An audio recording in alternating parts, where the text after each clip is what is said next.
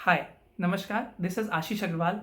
I am a visual artist and a home decor enthusiast and have been practicing art for more than a decade. I have been part of many juried as well as different art shows in India. I am here to share my art experiences and art journey with you all and to tell you so many experiences and art learnings through my art journey. So whenever we go to market to buy any art paint, we get confused with different terms given on the paint tube. जैसे कि SR, क्या मतलब है इस SR number का? जैसे कि AP, क्या मतलब है AP का? या फिर A, B और C टर्म्स का? इन सभी टर्म्स का एक स्पेसिफिक मीनिंग है जिसके थ्रू आप अपने लिए बेस्ट कलर चूज कर सकते हैं और अपनी आर्ट प्रैक्टिस को प्रोफेशनल बना सकते हैं। तो आइए जानते हैं आर्ट पेंट ट्यूब्स के इन डिफरेंट टर्म्स के बारे में और अपनी आर्ट प्रैक्टिस को एक नई डायरेक्शन देते हैं। मेरे पास यहाँ पर ये 3 पेंट ट्यूब्स हैं और इनके थ्रू हम समझेंगे कि अलग अलग लेवल्स का क्या मतलब है। जैसे सबसे पहले यहाँ पर इस SR सीरीज़ के बारे में जानते हैं। ये SR सीरीज़ का मतलब है कि किसी भी कलर को एक्वायर करना कितना टफ या इजी है। ये SR नंबर ही डिसाइड करता है कि कोई भी पेंट का कॉस्ट क्या होगा।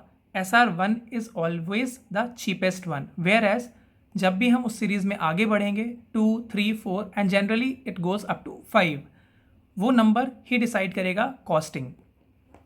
इसके बाद आता है ये स्क्वायर बॉक्स।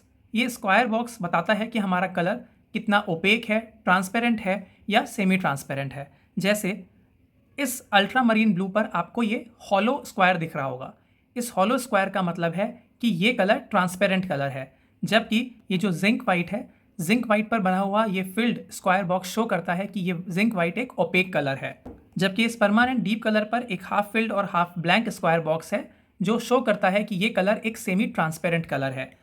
ट्रांसपेरेंसी का हमारे आर्ट पर और हमारे कलर्स का हमारे पेंटिंग पर बहुत इफेक्ट पड़ता है। इसीलिए कलर्स को चूज़ करते वक्त आपको ध्यान रखना है कि आपको एक ट्रांसपेरेंट कलर चाहिए, एक सेमी ट्रांसपेरेंट कलर चाहिए या फिर एक ओपेक कलर चाहिए। अब बात करते हैं इस ट्यूब पर दिए हुए इस B और A टर्म के बारे में।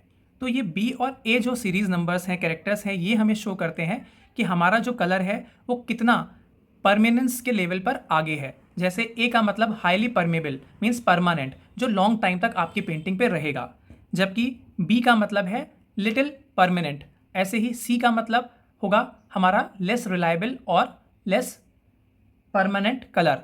ऐसे ही जैसे हम सीरीज़ में आगे बढ़ेंगे, आगे आएगा फ्यूगिटिव मीन्स ऐसा कलर जो बहुत जल्दी ही आपकी पेंटिंग से हट सकता है, इसकी सेफ्टी लेयर बहुत कम है।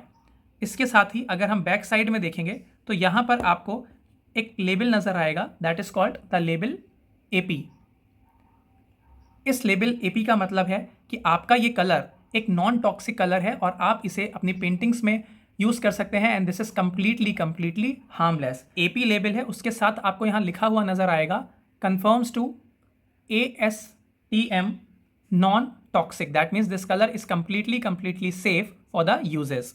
अगर आप कभी भी किसी भी कलर के साथ ह्यू लिखा हुआ देखते हैं, जैसे यहाँ कहीं भी ह्यू नहीं लिखा है, that means these are the colours related to that hue.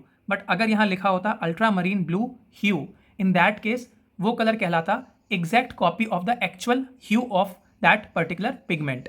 So this is how we read our colour tubes and can decide कि हमें कौन सा कलर कब और कैसे यूज़ करना है। अगर आपने इस वीडियो से कुछ नया सीखा है तो अपनी आर्ट प्रैक्टिस को आगे बढ़ाएं, इस चैनल को सब्सक्राइब करें और डेली बेसिस पे कुछ ना कुछ नया सीखते रहें। Thank you.